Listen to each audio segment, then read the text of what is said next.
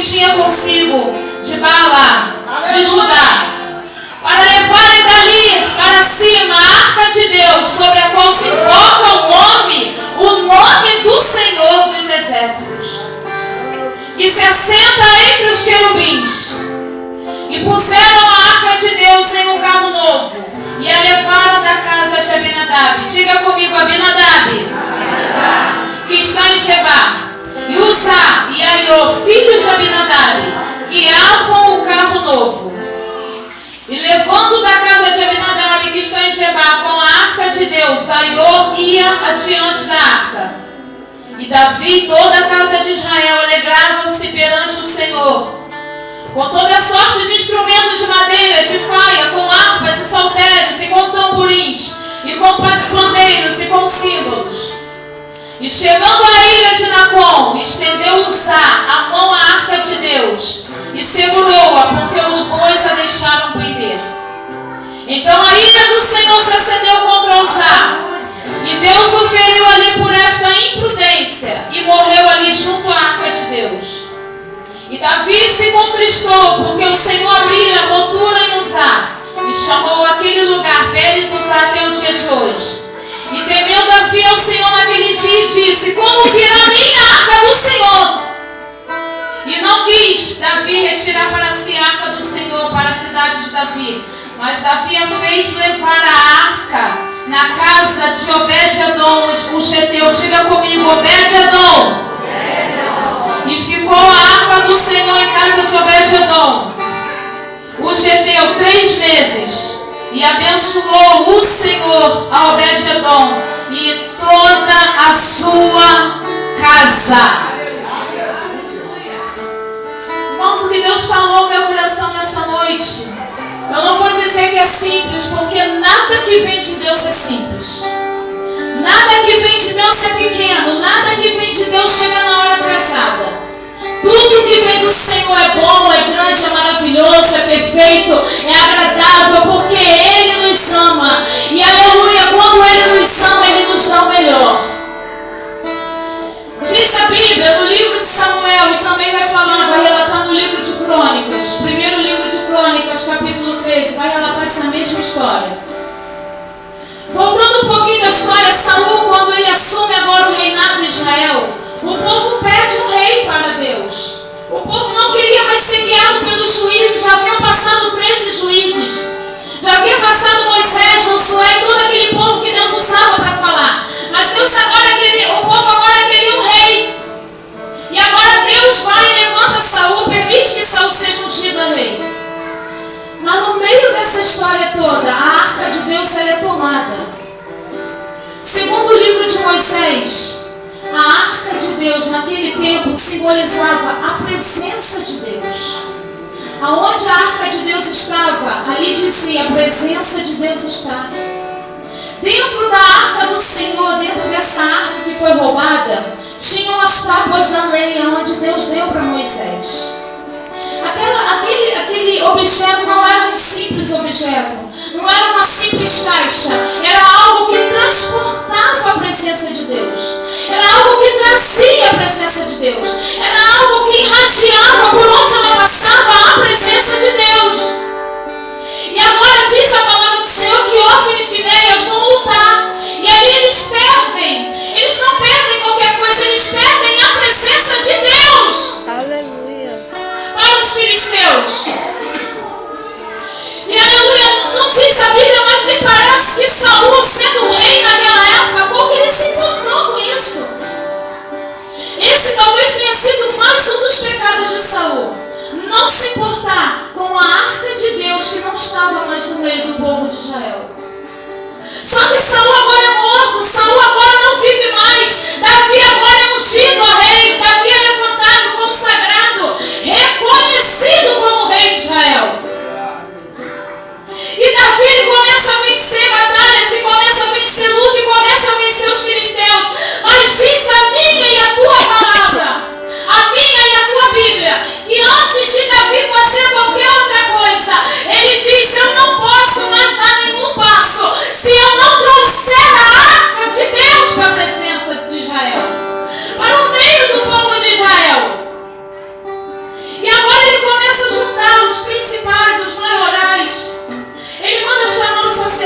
sacerdotes, os levitas, os capitães e os príncipes, e dá um número de 30.000 homens. Porque tem pelejas, irmãos, que nós temos que lutar juntos. Tem coisas que você não vai conseguir sozinho. Tem coisas que você vai precisar comunicar sim aos santos a sua necessidade, como diz a palavra do Senhor. Tem pelejas que é para você entrar sozinho e confiar no Senhor. Mas tem coisas que você precisa pedir ajuda. E foi nesse momento que Davi então convoca aqueles homens. E ele chama aqueles homens para ir até o meio do povo filisteu, até onde estava a arca de Deus, até a casa de Abinadab. A Bíblia diz que a arca do Senhor, irmãos, ficou durante 20 anos na casa de Abinadab. E os seus filhos, Aiô e Uzá, ali assistiam diante da arca do Senhor. Irmãos, não foi um dia. Não foram 2 horas como nós estamos aqui nesse culto. Foram 20 anos na casa daquele homem. Só que um dia Davi chega na casa dele e diz: Abinadab, libera a presença de Deus, que eu quero ela na casa, na terra de Davi, na cidade de Davi, no meio do povo. Eu preciso restaurar a presença de Deus. O povo sente falta da presença. Eu sou rei, mas sem Deus eu não sou nada. Davi tinha a estola sacerdotal, Davi tinha o cetro, Davi tinha a coroa, Davi tinha tudo como manda o figurino, mas Davi não tinha a presença de Deus. Oh, aleluia! Muitas vezes nós temos tantas coisas, estamos graduados, formados, temos um bom salário, mas não temos a presença de Deus. Davi reconheceu isso, por isso ele foi chamado homem segundo o coração de Deus. Davi sabia que ele não podia dar nenhum só passo se ele não fosse lá resgatar. Como foi louvado aqui a essência de um adorador. Ele precisava trazer de volta a arca. Ele precisava dizer: Deus, eu sei que eu sou o cara sou eu. Tu me escolheu no meio de tantos, mas eu preciso de mais.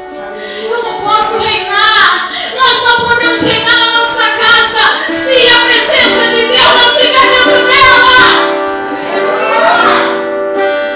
Podemos ter filhos muito bem criados, podemos ter um ministério lindo, mas se eu esqueço por um momento a presença de Deus, eu vou afundar. Assim como Saul afundou. Deus até escolheu Saul por um momento, mas ele não fez questão de resgatar a presença de Deus. Ele ignorou a presença de Deus. Ele andou segundo seus próprios caminhos, suas próprias vontades. Deus dava uma ordem e fazia outra. Mas Davi não, Davi começou tudo diferente. Talvez nessa noite, irmãos, e aqui vai o tema dessa mensagem, você precisa parar tudo e recomeçar. Tem momentos na nossa vida que a gente tem que parar e puxar aquele fio da meada que a gente esqueceu lá atrás. Às vezes a gente perde o fio da meada. Parece que a gente não sabe mais aonde deixou o primeiro amor. E nessa noite é o tempo de resgatar a presença de Deus. E isso, pastora, mas eu venho ao culto todos os dias, eu não chego atrasada, eu oro, eu até falo em línguas. Eu não estou falando disso. Isso é religiosidade. Eu estou falando de algo que te deixa incomodado para chegar ao domingo. É algo que te deixa incomodado 3 horas da manhã para levantar e se colocar de joelho. É algo que te deixa incomodado na fila do banco para falar que Jesus salvou por liberta. É algo muito mais além do que está aqui. Aleluia! É muito mais, muito mais, muito mais. É algo que te faz chorar sozinho no teu quarto. É isso que Deus quer. Agora Davi vai chegar na casa de Abinadab e pega a arca do Senhor. E diz a palavra do Senhor, nós lemos que ele coloca a arca num carro novo. Vamos dizer aí uma Hilux 0 km, 2015. Lançamento, zerinho. Com turbinada. Com tudo comando figurino, tração nas 4 rodas. Era um carro novo, aleluia. Mas diz a palavra do Senhor no livro de Moisés, lá no Pentateuco, que quem tinha que levar a presença de Deus, a arca de Deus, eram os levitas. Aleluia. A presença de Deus, ela não é transportada pelo instrumento, pelo microfone. Quem transporta a presença de Deus sou eu e você. Aleluia, Deus! Instrumento é só alguma coisa para nos auxiliar. Deus não conta com ser inanimado.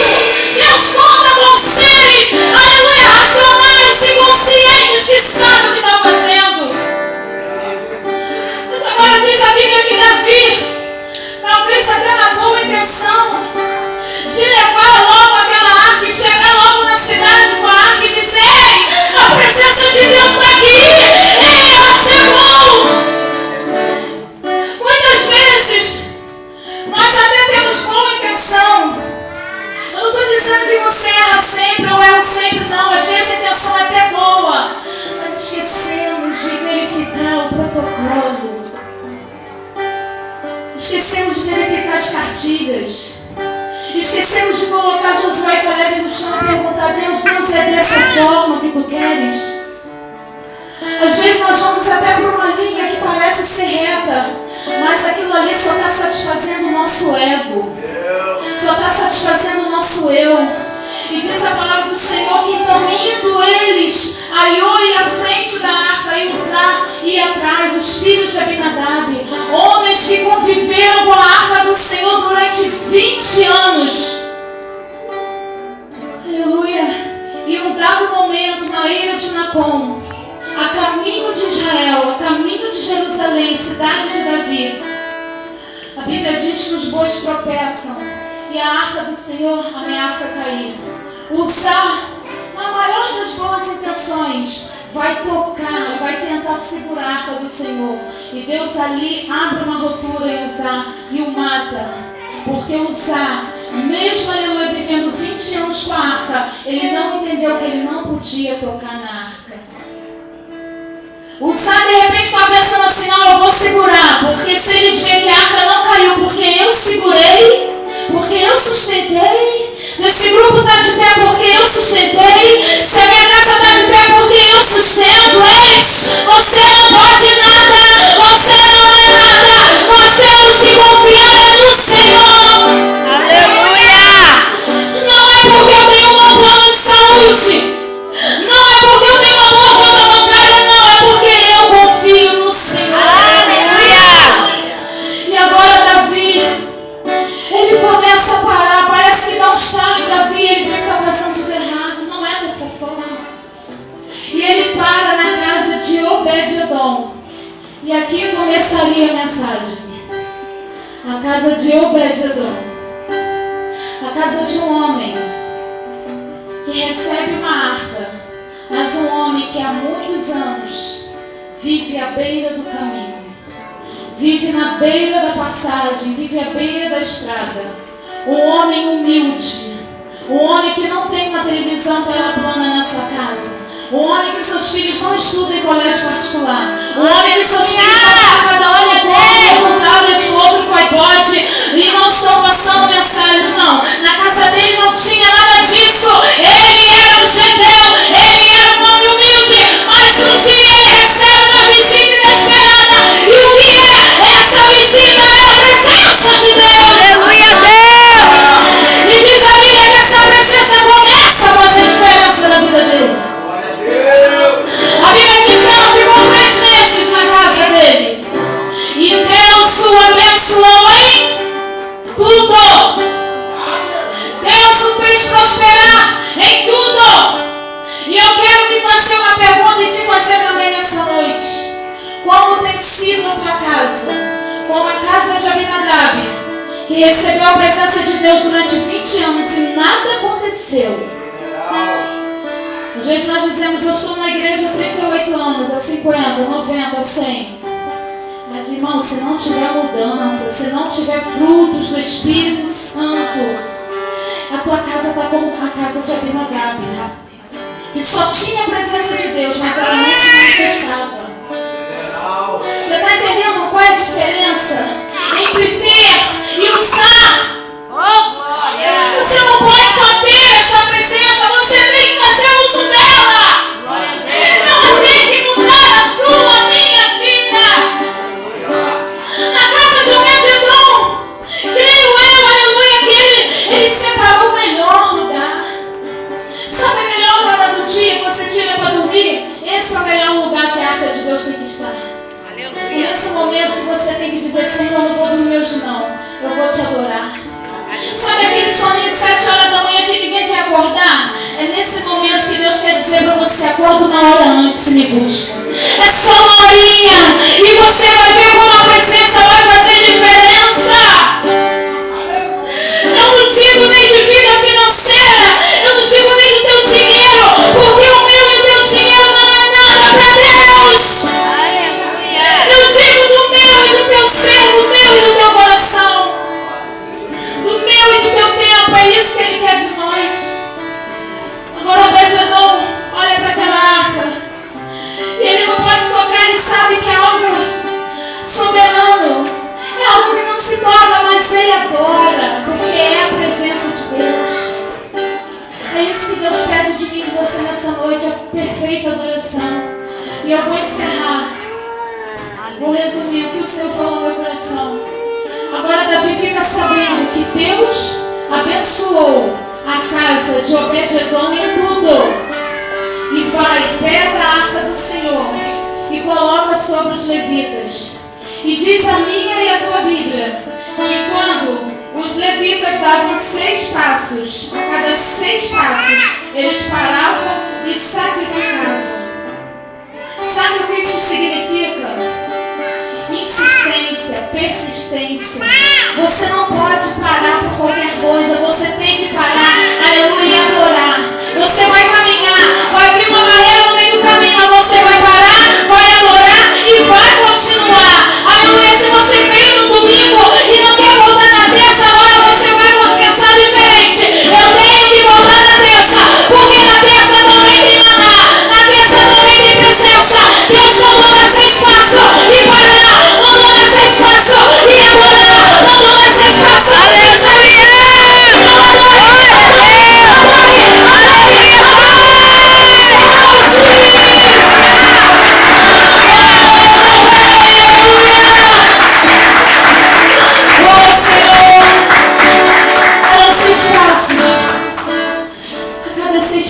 Eles paravam. Às vezes achamos que já fomos de manhã no escola dominical, não precisa voltar à noite. Não, volta à noite. Se o pastor pedir para voltar meio-dia, volta. Faça tudo por amor ao Senhor, faça tudo por obediência ao Senhor. A cada 6 passos eles paravam, a cada 6 passos você, aleluia, tem que adorar. A cada dia você tem que adorar. Quando chegar na tua condição humana, você tem que adorar. Oh, Senhor! E o mais bonito dessa história é que Obed-Edom, quando ele recebe a presença de Deus, e quando Davi vai lá pegar a arca, fica sabendo que a casa dele foi abençoada, você está pensando que ele disse: tchau, arca, vai com Deus, obrigada por tudo. Esse Mike nessa vozinha dele: obrigado, valeu, tchau, vai com Deus. Não. A Bíblia diz que ele falou assim para Davi: Davi, posso ir contigo? Eu não sei mais viver sem essa presença. Aleluia! Glória a Deus! Sem mais viver sem essa presença. Eu vivo! Eu não quero mais estar à beira do caminho. A minha casa agora é duplex, está bonita, está mobiliada, mas deixa para quem quiser. Eu quero é Deus! Aleluia! Eu quero ir atrás dessa presença. Aleluia! Tem um amor que diz assim: quem já pisou no Santo dos Santos em outro lugar não sabe viver. E onde estiver fé, clamar pela glória, a glória de Deus. Irmãos, quem já sentiu a presença de Deus não pode querer outra coisa senão a presença de Deus. Aleluia. E agora ele se alista como porteiro. Ele diz para Davi: Davi, tem alguma coisa aí para fazer? Eu quero ir no teu meio, eu não quero ficar aqui não. Isso aqui vai ficar, isso aqui vai padecer, eu quero mais. Irmãos, quem já entrou no Santo dos Santos não pode querer viver em outro lugar. Quem já sentiu a presença de Deus um diazinho sequer não pode virar as costas para essa presença. Ele tem ciúme de você sim, Ele te ama sim, Ele se deu por você sim. Ele não quer te perder. Ele não quer te perder de vista. Por isso Ele traz essa mensagem nessa noite. Corra atrás da presença de Deus. Invista na presença de Deus. Receba a presença de Deus. E Obed-Edom, ele foi porteiro. Depois ele foi levita. E depois ele foi tesoureiro da casa do Senhor. Deus quer fazer isso na minha e na tua vida. Talvez estão olhando para mim e para você. Ou já olharam de ti e disseram: não vai sair disso não. Vai ficar naquela igrejinha mesmo de 30, 40 membros. Não vai sair disso não. Vai pagar aluguel a vida toda. Isso aí. Talvez tenham dizendo isso para você. Uma vez disseram assim para uma amiga minha, irmã em oração: não ora pela Viviane não, aquela ali é caso perdido, não tem mais jeito. Mas eu estou aqui. Você vai!